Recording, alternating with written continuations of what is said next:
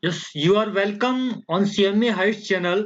Today I am discussing a class on the topic of the strategy cost management decision making, which is a final level subject of CMA Group Third. And today I am delivering this class number 58, right? Class number 58. Class का number this is 58, 58, 58. This 58 is coming based on following this study note as a reference material. Okay, and the purpose of this channel to extend the help of the student who in fact can't afford the expensive study owing to owing to various reasons. So I was running on. I just finished your study note number 4, and now I am on study note number 5, which is some sort of the technical subject. So the study note 5 is cost of quality and total quality management. So this is the theme basically, and we have subtopics within this theme. The first sub theme is that the total quality management 5.1, right? So you may think that why we are reading this kind of thing which is purely technical in nature, uh, because we are the you say that we are the accountant, but you have to think that you are on the subject of the decision making. So right, whenever that there is a decision making, so not only in the financial parameters, but the non-financial parameters also play a key role in the decision making. So despite this is a technical subject, but it is very important from the decision making viewpoint, right? तो क्या फर्क पड़ेगा ultimately मैं बताना चाहूँ कि why institute has included this chapter in your study material, because these all parameter, although things to be apparent to be the non financial parameters, but certainly they have impact uh, on the financial number as well. And it is a beauty of the management account to things the to see the things in a different way. You are not simply an accountant, you are something at a strategic thinker or the decision maker, so you have to provide the input to the management for decision making. So that's why this kind of the things, the total quality management. And at the end of the chapter, you will realize that there is a great importance of this topic.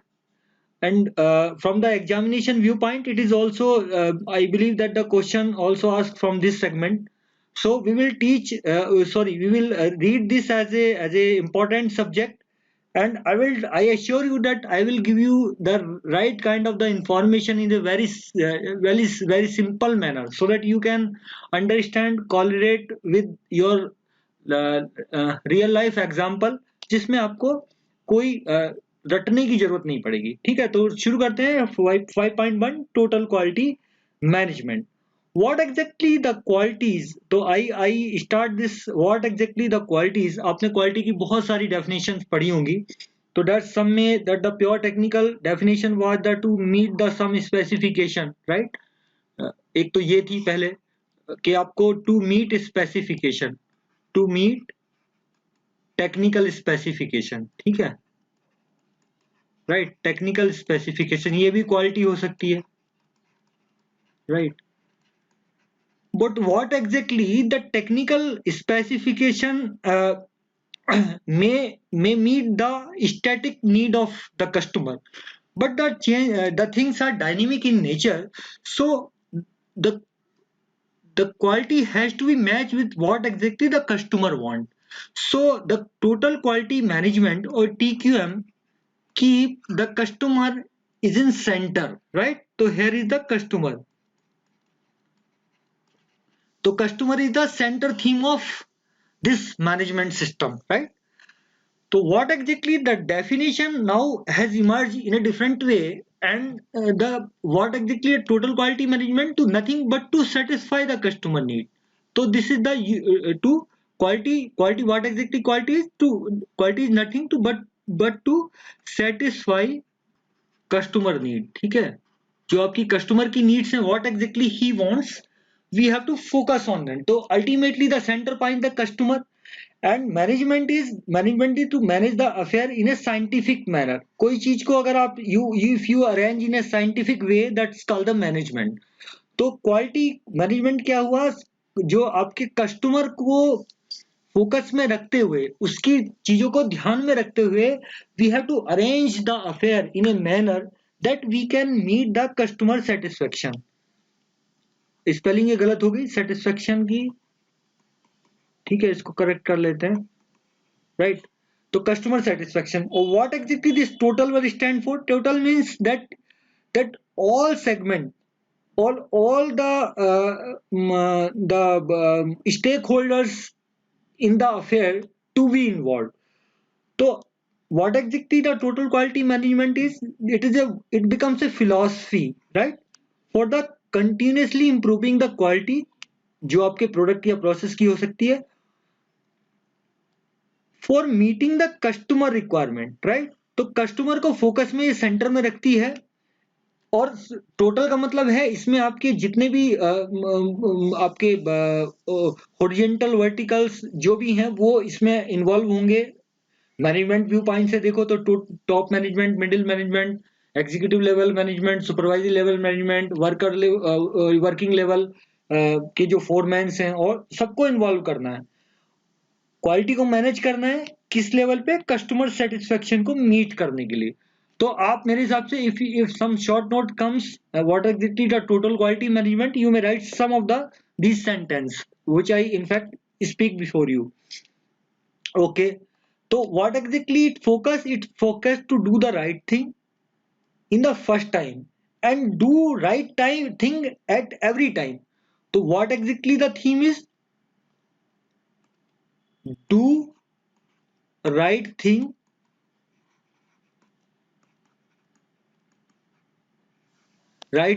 at first time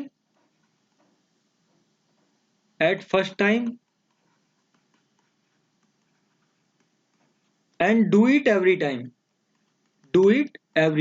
मतलब आपको सब कुछ सही करना है, right.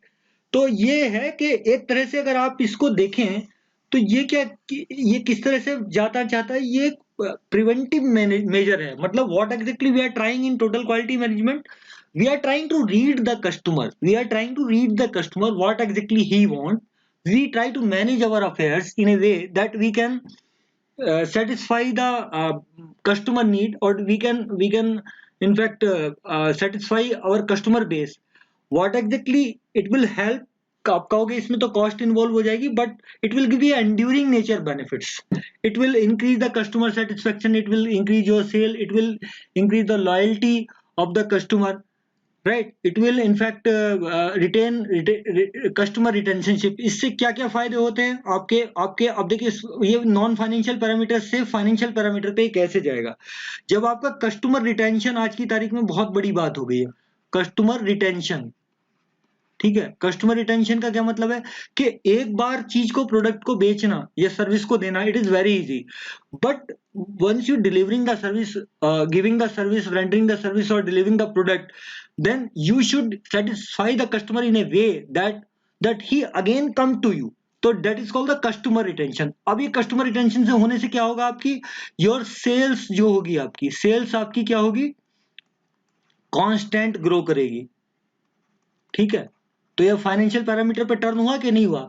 इससे क्या होगा आपका? इससे आपकी प्रॉफिटेबिलिटी मैनेज हो पाएगी, आप कंपिटिटिव एडवांटेज गेन कर पाएंगे, ठीक है। आप 50 बात लिख सकते हैं इस सीरीज में, ठीक है। आपके प्रॉफिट्स बढ़ेंगे, आपका S&D के एक्सपेंडिचर, एडवर्टीजमेंट के एक्सपेंडिचर कम हो जाएंगे, ठीक है। आपकी सोशल वैल्यू बढ़ेगी, सोशल कैपिटल बढ़ेगा। जब आप इंटीग्रेटेड रिपोर्टिंग के बारे में अगर जानते हो तो उसमें 6 टाइप की कैपिटल्स के बारे में बात करता है, तो वो बहुत हायर लेवल की चीज है हालांकि, तो लेकिन वो कुछ इस तरह की चीजें होती हैं जो फाइनेंशियल और नॉन फाइनेंशियल पैरामीटर्स में भी इनफैक्ट मतलब उनको कंबाइंडली रीड करते हैं। अगर फाइनेंशियल पैरामीटर्स ही सब कुछ बता रहे होते तो फिर कंपनीज की वैल्यू एकदम से अलग ही हुआ करती। आपको मैं इस चीज को डिफरेंट वे में समझाना चाहता हूँ कि जैसे आप देखते हैं, आप स्टॉक मार्केट अगर थोड़ा बहुत कर जानते होंगे या समझते होंगे, उसमें शेयर्स जो होते हैं, तो जो शेयर्स की वैल्यू होती है वो फ्लक्चुएट करती रहती है। अब इसमें क्या होता है, कई बार आप ऐसे पैरामीटर्स भी देखेंगे कि कस्टमर का एक सोशल वेलफेयर उन्होंने किया तो उससे भी शेयर का प्राइस इंक्रीज हो जाता है, ठीक है, या उनको कोई कंप्लाइंस का इशू आ गया तो भी आपका शेयर प्राइस फ्लक्चुएट हो जाता है। समटाइम यू में ऑल्सो हियर दैट किसी अगर सीईओ ने, ठीक है, सीईओ या सीएफओ या कोई और केएमपी है, उसने अगर कोई पोस्ट ज्वाइन कर ली तो भी ये शेयर का प्राइस ऊपर भाग जाता है या नीचे, अगर उन्होंने छोड़ दिया तो नीचे गिर जाता है। तो दीज ऑल, अब ये नंबर में एक्सप्लेन नहीं किए जा सकते, but these are the certain non financial parameter which is directly putting the financial burden on the company, और या financial benefit to the company. तो that's why it is managing all those affair are very important. तो the theme is the customer satisfaction in the total quality management. I rub this because to get the clarity. तो our theme is customer satisfaction quality management का, और customer satisfaction ही इसका M रहेगा। Affairs को manage ऐसे करना है, इस तरह से उनको अरेंज करना है कि हम कस्टमर के सेटिस्फेक्शन को रिटेन कर पाए, उसको सेटिस्फाई कर पाए। और टोटल का मतलब है हमें अपने सब लेवल पे काम करना है। तो इन्होंने इसको थोड़ा सा यहाँ एक्सप्लेन करा, आप मेरी बात सुने होंगे तो ये बात समझ पाएंगे। टोटल का मतलब है इट इन्वॉल्व एवरीवन, यानी कि all activity mobilising whole organisation, ठीक है, कंटिन्यूसली एंड इकोनॉमिकली। क्वालिटी मतलब understanding and meeting the customer का नीड, जो मैंने आपको बताया। तो क्वालिटी की डेफिनेशन आप ये भी लिख सकते हैं कि understanding and meeting the customer need, customer को समझना है, satisfying the customer first time and every time, मतलब नॉट ओनली वन टाइम। मैं कह रहा हूँ कि एक बार जैसे आप किसी के चक्कर में फंस जाते हैं तो दोबारा उसके पास नहीं जाते हैं। बट क्वालिटी क्या कहती है कि इस तरह से मैनेज करना है कि एंड्यूरिंग नेचर के बेनिफिट दे। और मैनेजमेंट का मतलब है कि मैनेज किया जाए, मतलब किसी भी उसको सिस्टमेटिक मैनर में उसको अरेंज किया जाए, मैनेज किया जाए। तो avoid the defect rather than correct them, मतलब it is some sort of the preventive kind of thing. ये किस तरह की चीज है? प्रिवेंटिव, ठीक है, ये क्या है? प्रिवेंटिव चीज है। ओके, चलो अब इसको मैं वर्ड टू वर्ड नहीं पढ़ूंगा, पर मैं आपको बता दूंगा टीक्यूएम का क्या है। कस्टमर को फोकस करती है, जो मैंने आपको आई थिंक पहले भी कई बार इस पे मैं स्ट्रेस दे चुका हूँ कि कस्टमर को सेंटर में रखती है। प्रिवेंशन मेथड है, कंटिन्यूस इंप्रूवमेंट चाहता है, ठीक है, और एक लॉन्ग टर्म स्ट्रेटजी है, क्योंकि जो आपकी क्वालिटी है वो एक लॉन्ग टर्म में आपको इम्प्रूव करती है। जैसे आप अगर समझे होंगे कि Japanese product versus Chinese product, तो मैं अगर जापानीज प्रोडक्ट की बात करूं तो they are known for quality, and if I you talk for the Chinese product they are, you may I think guess what exactly quality is. तो definitely उनकी value में भी फर्क होता है, ठीक है। जो आइटम हो सकता है 10 रुपए का हो पुअर क्वालिटी वाला, वो सेम आइटम 100 रुपए का दूसरा बेच रहा होगा, ठीक है। तो मैनेज को कैसे करना है, ऑर्गेनाइजेशन को मैनेज करना है कि वो कस्टमर को बिल्कुल सेंटर में रख के काम करे। अच्छा, प्रिंसिपल क्या है कि क्लियर फिलोसफी, तो जैसे फिलोसफी तो है ही है, और आपका क्या होगा? Clear exposition of benefit of the project. तो पहले आपको सबसे पहले ये प्रॉब्लम आपको आइडेंटिफाई करनी है कि आप जो टीक्यूएम प्रोजेक्ट लेने जा रहे हैं उसमें आपके क्या बेनिफिट्स आएंगे, आपको कहाँ पे काम करना है जो टीक्यूएम प्रोजेक्ट ले रहे हैं। अभी ये आ गई है इम्प्लीमेंटेशन की बात, अभी तक तो थियोरेटिकल पार्ट चल रहा था। तो सबसे टीक्यूएम के क्या प्रिंसिपल है कि आपको एक पता होना चाहिए व्हाट एग्जैक्टली द टीक्यूएम, जब आप अप्लाई करेंगे तो उसके क्या बेनिफिट्स आएंगे, कौन से पोटेंशियल एरिया हैं in which you are going to work. Total employ involvement, definitely it require the involvement of everyone, and in fact commitment, engagement, basically retentionship. Process का मेजरमेंट का मतलब क्या है कि you have to in fact deal in a great detail and depth and detail so that you can scientifically measure what exactly your area of concern, what kind of the input you are going to put in the process, and what kind of the output you want to achieve or you are likely to be achieved। तो इसमें ठीक है, तो ये process involvement मतलब आपका process को major करना है, आपको मतलब जो भी काम करना है उसको एक तरह से डॉक्यूमेंट्स करना है, उसको साइंटिफिक वे में कुछ न्यूमरल्स वे में बनाना है। जैसे आपने अगर देखा होगा, मैं आपको इसको ऐसे समझा सकता हूँ एक पॉइंट को, कि आप जैसे कहीं कोई सामान खरीदते हैं तो उसमें आपको वो एक फीडबैक फॉर्म दे देता है। कई बार आपने देखा होगा ना, फीडबैक फॉर्म दे देता है। तो उसमें वो होता है कि हमारी सर्विस कैसी है, वो इस तरह के कुछ इस तरह के वो भी बना देता है कि आप अगर हैप्पी हैं तो ये वाला करो, हैं कुछ थोड़े कम हैप्पी हैं तो ये थोड़ा सीधा कर दो, और आप अनहैप्पी हैं तो इस तरह के वो चीजें लेता रहता है। फिर वो कहता है कि हमारे इसमें बहुत सारे पैरामीटर वो बना के दे देता है कि हमारी बिलिंग का टाइम कितना लगा फॉर एग्जांपल। तो आपने कहा इस पे टिक कर दिया, भाई बिलिंग आपकी बहुत अच्छी है, आप बहुत तेजी से बिलिंग करते हो, ठीक है। हमारे आपके जो कस्टमर एग्जीक्यूटिव हैं वो आपको कैसे वो कर रहे हैं, तो इस तरह के मेजर करते हैं उन चीजों को और फिर इनको नुमरल फॉर्म में लाते हैं। कई बार इनकी वो लोग वेट भी देते हैं कि 5 नंबर, 2 नंबर, 3 नंबर ऐसे करके, sorry 5 number, 4 number, 3 number, 2 number. Even आपने टैक्सी में बैठे होंगे या कहीं देखे होंगे तो वो टैक्सी वाला छोड़ने के बाद आपसे कहता है कि सर मेरी फीडबैक पॉजिटिव दीजिएगा। तो वो basically they want to measure the things है। तो एक वो नॉन नुमरल नंबर को नुमरल में कन्वर्ट कर रहे हैं। भाई सेटिस्फेक्शन क्या है, एक एक फील है, ठीक है। आपने आपको किसी टैक्सी वाले ने बहुत अच्छी सर्विस दी, आपको डेस्टिनेशन पे पहुंचाया, अपनी गाड़ी को उसने कायदे से चलाया, तो आप उसको कितना मार्क्स देंगे? 5 मार्क्स देंगे मान लो। तो ये नुमरल में कन्वर्ट हो जाएगा, ठीक है, ओके। तो इस तरह से प्रोसेस मैनेजमेंट करना है। Involvement of all customer and contributor, तो कस्टमर पे तो फोकस ही करना है, तो उससे फीडबैक लेना पड़ेगा आपको। और जो दूसरे कंट्रीब्यूटर्स हैं जैसे सप्लाई चेन के मेंबर्स हैं, डिलीवरी बॉयज हैं आपके, या आपके और दूसरे चैनल मेंबर्स हैं, चैनल पार्टनर्स हैं, आपके सप्लायर्स हैं, तो जो भी कंट्रीब्यूटर्स हैं उनको आपको लेना पड़ेगा। Elimination of the irrelevant data, there are some data may not be relevant for a particular project, so that you have to remove that or eliminate that. Understanding the need of whole process, तो पहले आपको process जो करने जा रहे हैं, मतलब जिस पे आप प्रोजेक्ट के लिए क्या प्रोसेस आपका बनेगा, उसकी क्या नीड्स है, किस तरह का डाटा चाहिएगा, कितना सैम्पलिंग चाहिएगा, तो वो सब आपको डिसाइड करने पड़ेंगे।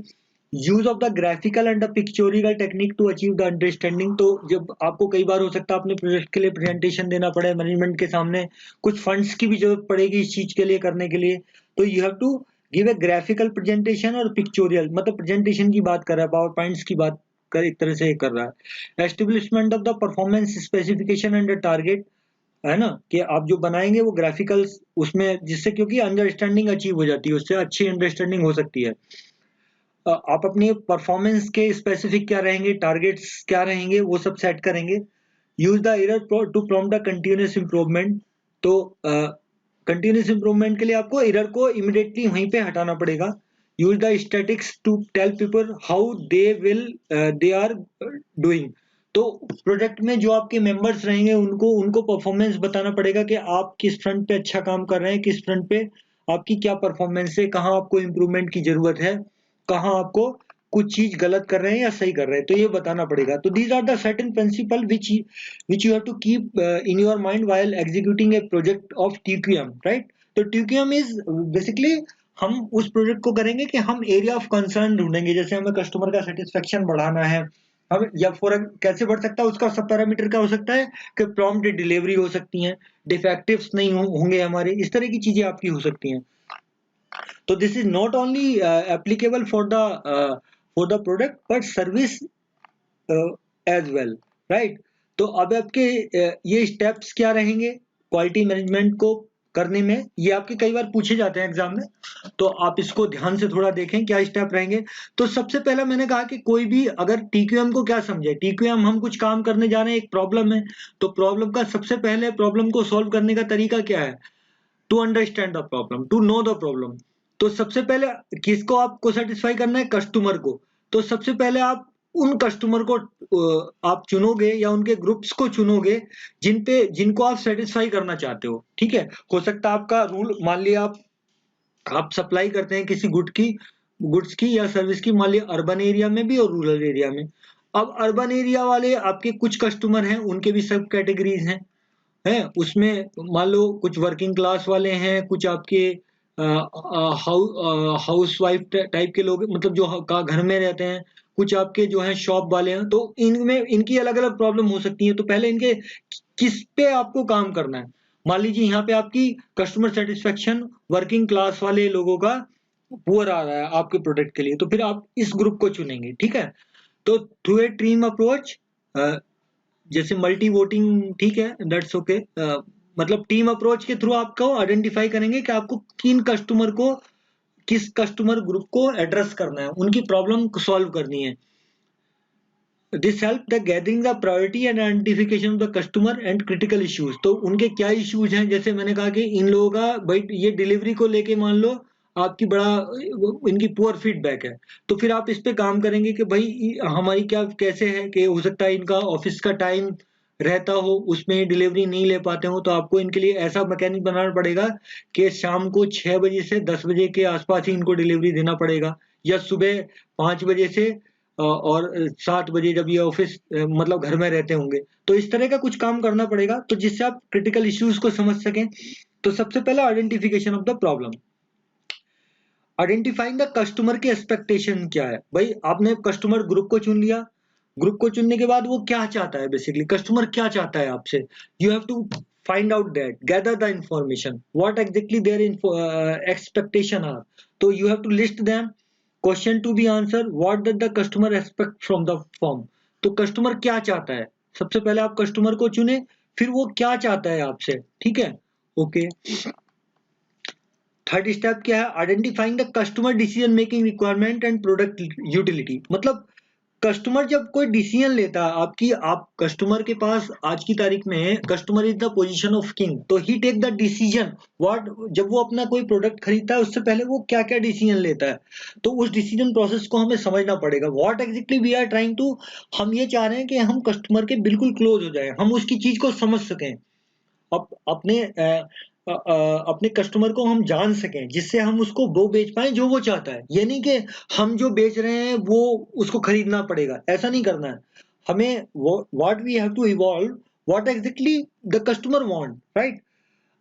तो इस केस में क्या है, identify the need to stay close with the customer, मतलब आप कस्टमर के क्लोज आओ, उसके अंडरस्टैंडिंग समझो, वो क्या चाहता है, जब वो डिसीजन लेता है किसी प्रोडक्ट को खरीदने में, तो वो क्या क्या डिसीजन लेता है, तो उसके लिए एक डिसीजन सपोर्ट सिस्टम आप बनाओ।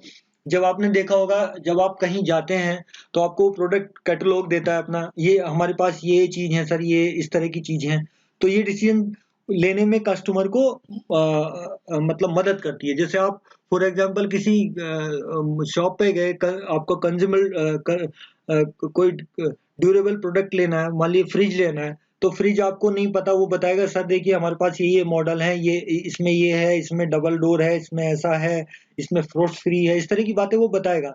तो इस तरह के आप सिस्टम डेवलप करो जो कस्टमर को डिसीजन लेने में हेल्प करे, उसको कहते हैं डिसीजन सपोर्ट सिस्टम। तो डिसीजन सपोर्ट सिस्टम क्या होता है, विच support in decision making, incorporating the both financial and non financial information, जो मैं आपको बार बार कह रहा हूं कि भाई ये फाइनेंशियल और नॉन फाइनेंशियल इंफॉर्मेशन भी वो उसमें इन्वॉल्व करो, जिससे कि कस्टमर की डिसीजन मेकिंग इजी हो जाए। और फाइनली क्या करना है, सेटिस्फाई द यूजर की रिक्वायरमेंट। तो फर्म को क्या फाइंड करना है, what are the customer decision making requirement, जब वो डिसीजन लेता है तो उसको क्या क्या इनपुट हम दें, कैसा हम इनपुट बना के दें जिससे वो डिसीजन लेने में आसानी हो जाए। अगर आप लैपटॉप खरीदने जाते हैं, आपको वो 10 लैपटॉप के बारे में पूरा बताता है, ये सर इस लैपटॉप में ये है, इसमें ऐसा है, इसमें ऐसा है, तो वो इंफॉर्मेशन देने की कोशिश करता है जिससे आप अपने डिसीजन को जल्दी से ले सकें। इसका इतना गारंटी है, इसकी इतनी वारंटी है, इसकी सर्विस सेंटर इतने हैं, इसकी सर्विस थोड़ा इजी मिल जाती है, इसके स्पेयर पार्ट थोड़े से सस्ते मिलते हैं, इस तरह की बातें बताता है वो आपको, ठीक है। Answer is sought by the listing of the manager perception and not by the actual intention with the customer. तो इसमें मैनेजर परसेप्शन जो भी है उसको भी इन्वॉल्व किया जाता है। अल्टीमेटली ये आप शायद ना भी समझ पाए हो तो कोई जरूरी नहीं है, यहाँ तक आप अगर समझ गए हैं तो इतना सफिशिएंट है आपको स्टूडेंट लेवल पे, क्योंकि ये मैनेजर लेवल की चीज है, तो it may be slightly difficult to understand, but student level पे आप ये समझिए कि आप उसको डिसीजन सपोर्ट सिस्टम एक बना के देंगे जिससे वो अपनी डिसीजन को ले सके आसानी से। फोर्थ स्टेप क्या है, in identifying the perceived problem in the decision making. अब डिसीजन मेकिंग के सामने उसकी क्या क्या प्रॉब्लम्स आ रही हैं, जब वो डिसीजन लेता है तो उसको क्या क्या दिक्कत होती है, वो कैसे कैसे समझ पाता है, तो इसके लिए उसकी ब्रेन स्टॉर्मिंग कर सकते हैं, उसको ऐसा ऐसा हम डिसीजन मेकिंग बनाएंगे, डिसीजन सपोर्ट सिस्टम देंगे जो उसकी प्रॉब्लम्स को सॉल्व कर पाए, right. List out the perception of the problem area, shortcoming in the meter and customer की रिक्वायरमेंट। तो इससे आपको ये आपकी हेल्प करेगा कि डिसीजन मेकिंग प्रोसेस में उसको क्या दिक्कत आती है, उसके लिए हम किस तरह से हम काम करें जिससे कस्टमर को हम सेटिस्फाई कर पाए, राइट। और प्रोडक्ट यूटिलिटीज के बारे में भी उसको हमें बताना है। प्रोडक्ट यूटिलिटीज का मतलब क्या होता है? उपयोगिता। उपयोगिता क्या क्या चीज है, ठीक है, क्या क्या काम आ सकता है। जैसे फॉर एग्जांपल साइकिलिंग है। अब साइकिल जो होती है उसका बेसिक काम क्या है? साइकिल का बेसिक काम तो पहले ये हुआ करता था कि लोग एक जगह से दूसरी जगह जाते थे, तो सबसे पहला तो क्या था? ट्रांसपोर्टेशन, ठीक है, ट्रांसपोर्टेशन हो गया। अभी वो क्या हो गया? हेल्थ के लिए भी हो गया, कोई साइकिलिंग करना, तो ये पैरामीटर भी जुड़ गया। इसके बाद इसमें क्या हो गया? अब ये फैंसी साइकिल भी आ गई, फिर कुछ साइकिल रेसिंग के लिए भी आ गई, कंपटीशन के लिए। तो ये सब पैरामीटर्स हैं जिसमें अगर आपको कस्टमर जब कोई अब साइकिल कोई क्यों ले रहा, हो सकता है बेचारे को बेसिक काम हो, वो अपने अपने ऑफिस अपने जहाँ वो काम करता है वो उसका काम केवल इतना है कि वो ऑफिस जाना चाहता है, तो उसको वही साइकिल ऑफर करो। अब आप ये रेसिंग वाली साइकिल उसको ऑफर कर दोगे तो वो कंफ्यूज हो जाएगा। तो ये इस तरह का डिसीजन मेकिंग आपको बनाना पड़ेगा, सपोर्ट सिस्टम उसको देना पड़ेगा, ठीक है। तो what exactly you have to offer him. जब आप किसी दुकान पे जाते हैं वो पूछते हैं सर आपका कितना बजट है, आपको किस काम के लिए चाहिए, फिर वो वही चीज आपको ऑफर करता है, ठीक है। तो this is the decision support system. इसमें उसकी परसीव प्रॉब्लम को आइडेंटिफाई करिए, और जब उसको ऑफर करते हैं आप तो वो क्या क्या डिसीजन लेने में उसको दिक्कत आती है। जैसे क्रेडिट का इशू हो सकता है, क्रेडिट में आप उसको समझाएंगे सर हमारे यहाँ फाइनेंस भी है, हम फाइनेंस भी इजी इजी फाइनेंसिंग कराते हैं, हमारे कोलैबोरेशन है बहुत सारे जो फाइनेंशियल कंपनीज है, बैंक से या एनबीएफसी है, जो भी है। Next step is comparison with the other firm and benchmarking. अब देखना है बेंचमार्किंग, मैंने आपको पहले पहले इससे इमीडिएट पहले चैप्टर में पढ़ाई है। तो बेंचमार्किंग में हम कंपेयर करते हैं कि हम क्या कर रहे हैं, हमारे जो दूसरे कॉम्पिटिटर्स हैं वो क्या कर रहे हैं, हमारे पीयर्स क्या कर रहे हैं।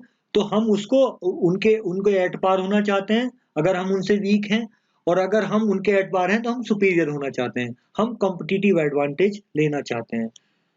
और उसके बाद स्टेप 6 है कस्टमर की फीडबैक। डेफिनेटली सारे प्रोसेस में इसमें कस्टमर, क्योंकि ये टू वे सिस्टम है, आप किसके लिए ये सब काम कर रहे हैं? कस्टमर के लिए।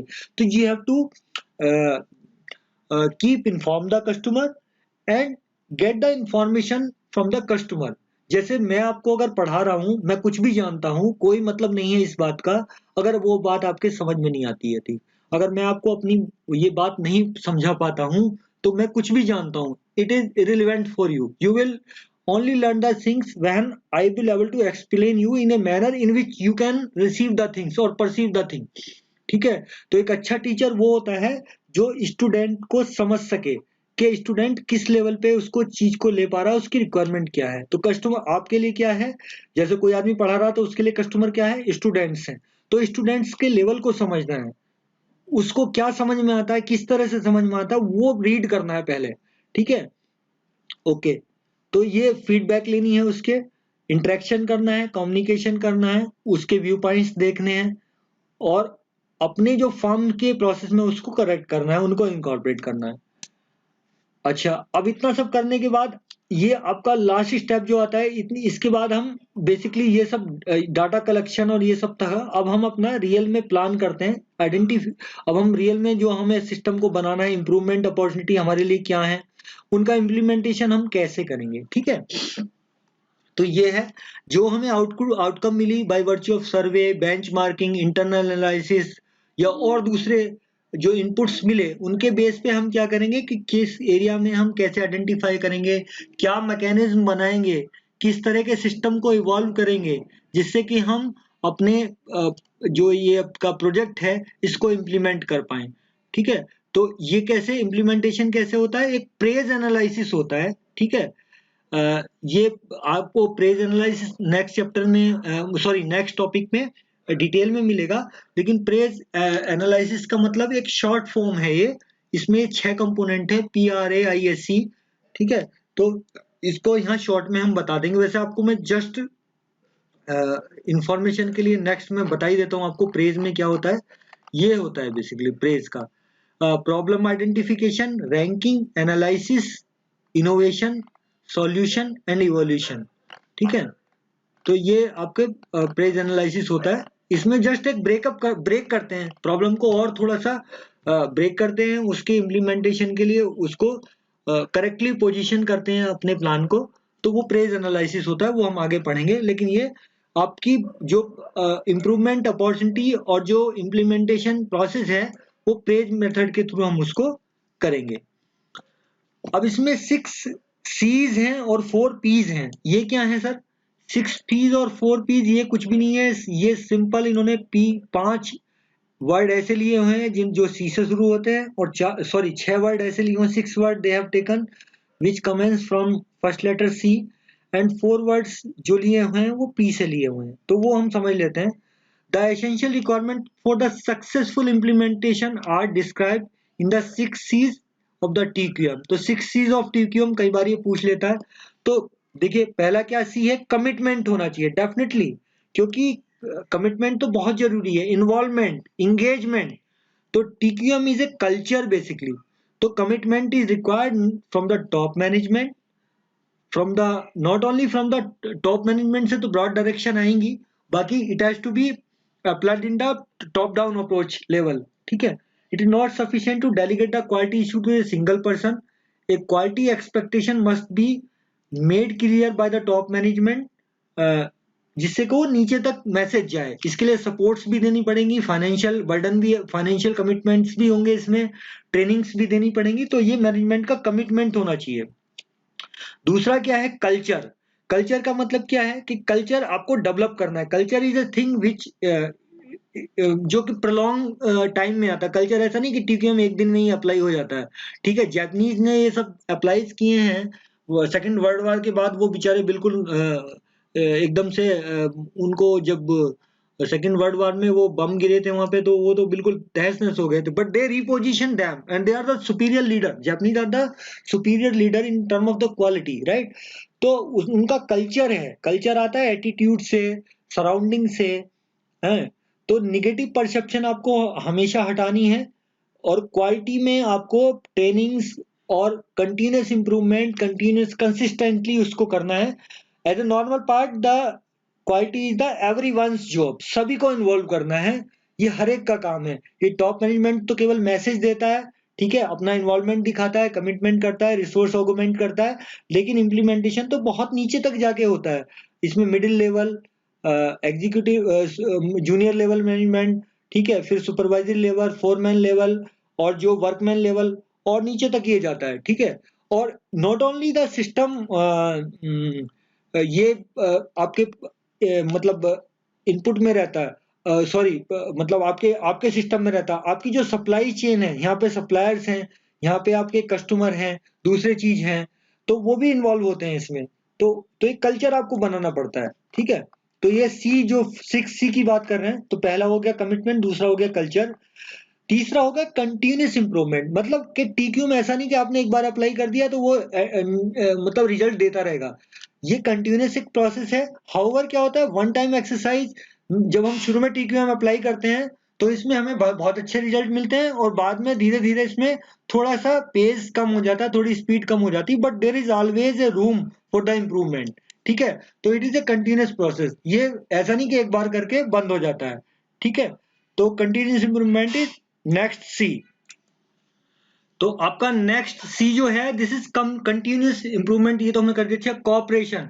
कॉपरेशन का क्या मतलब है? कॉपरेशन का मतलब है कि कोऑपरेशन, साथ में काम करना है। You know this is team work. You are already understand the TQ में द टीम वर्क। तो everyone has to involve it. It is not a single man job, right. तो टोटल एम्प्लॉय इन्वॉल्वमेंट आपका होना चाहिए। Employee involvement and cooperation should be sought in development of improvement strategy and associated performance measurement। मतलब in short आपका क्या होना चाहिए? Corporation होना चाहिए। दूसरा क्या है? नेक्स्ट सी क्या है? Customer focus. ये तो मैं आपको कितनी बार कहता ही आ रहा हूँ। आपको एक ही बार को कितनी बार आपने बता दिया, तो मेरे हिसाब से आपको याद भी हो गया होगा कि कस्टमर फोकस होना चाहिए। तो the need of the external customer और इंटरनल कस्टमर एज वेल। अब एक्सटर्नल कस्टमर क्या है? जिसको आप प्रोडक्ट देंगे।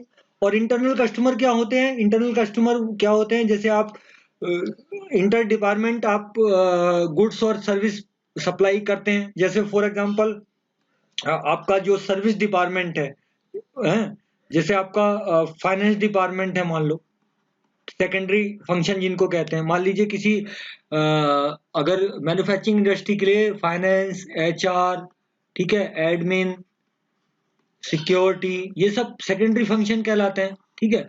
और प्राइमरी फंक्शन जो उनके कोर फंक्शन होते हैं, मैन्युफैक्चरिंग वगैरह होती है। तो और इसमें भी क्या होता है, विद इन जैसे आपके कोर फंक्शन है, कोर फंक्शन में भी मान लीजिए आपके सब डिपार्टमेंट है 1 2 3, ये इसको कुछ सप्लाई कर रहा है, ये इससे कुछ ले रहा है, तो इनके बीच भी जो ये इनके बीच भी एक्सेप्टेंस होना चाहिए एक दूसरे का, ठीक है। तो इसके लिए ये कस्टमर है, तो whatever it is supplying to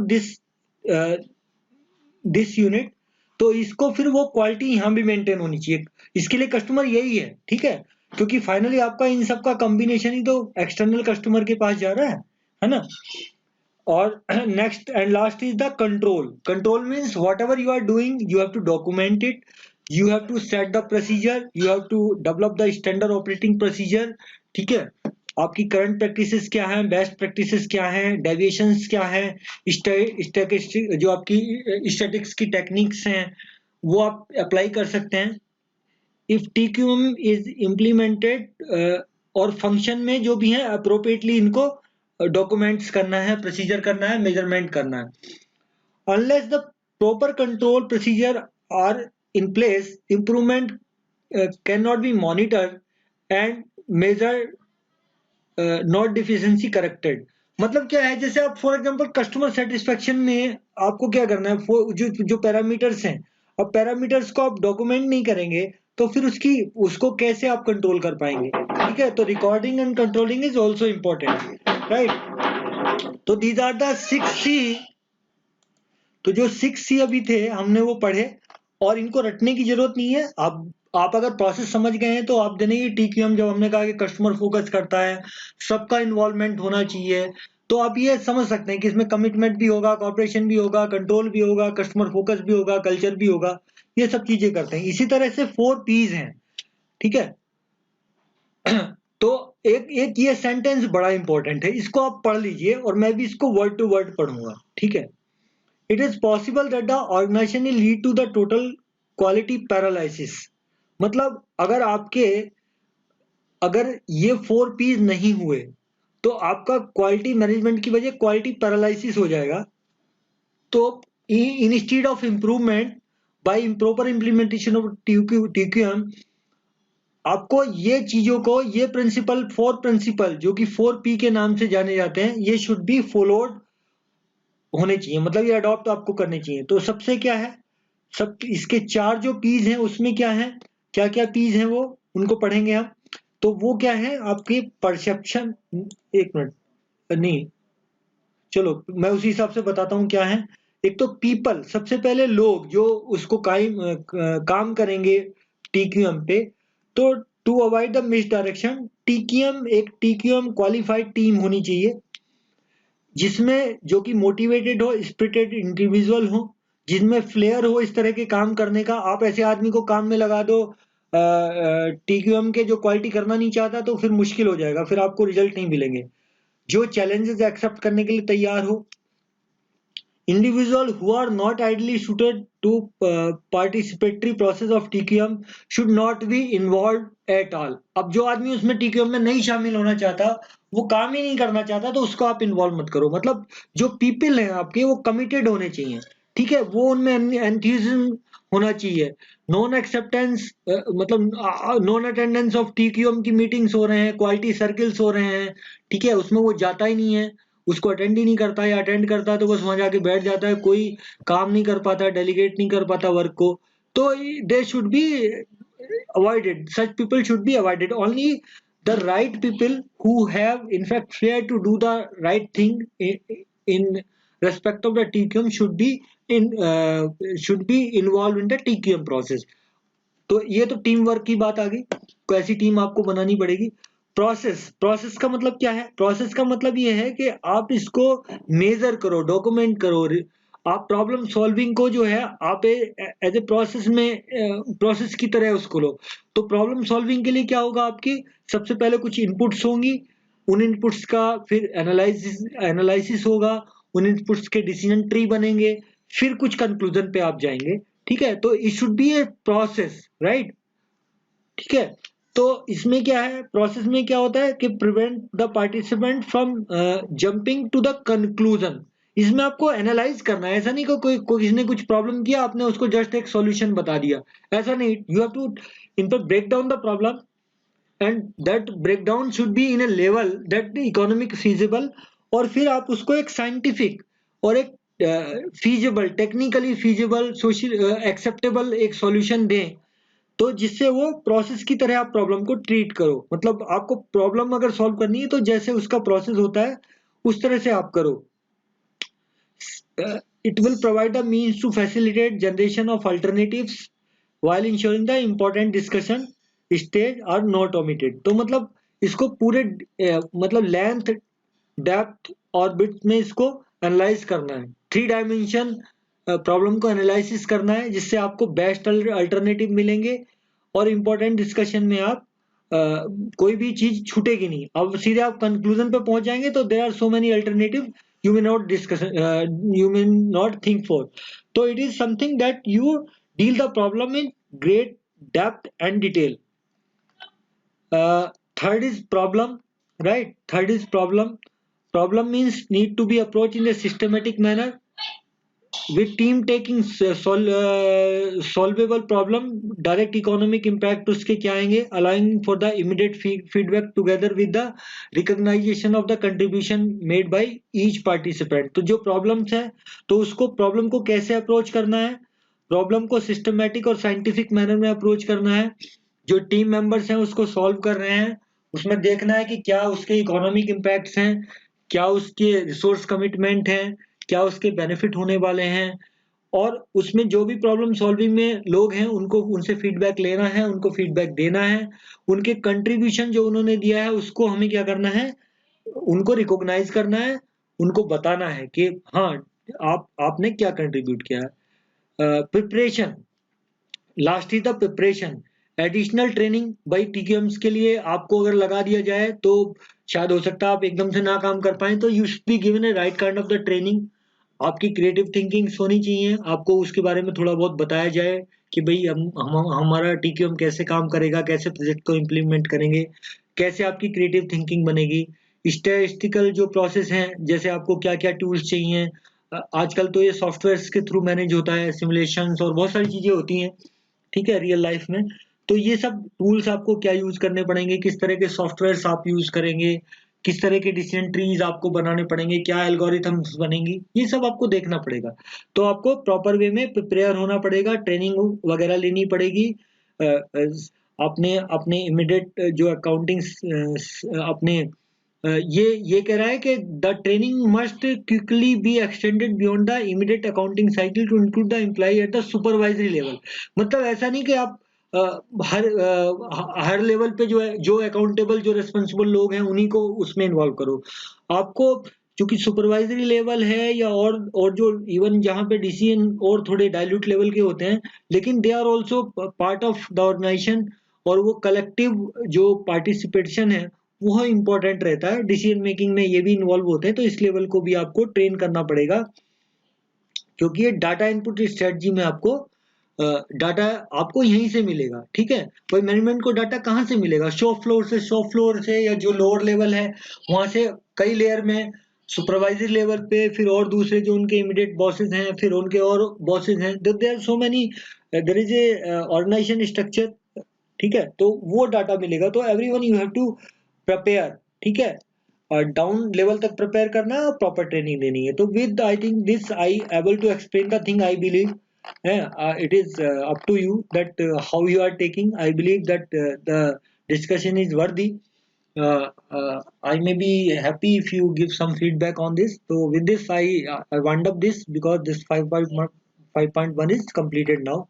So in the next class we will address this praise analysis 5.2। Okay, thank you very much।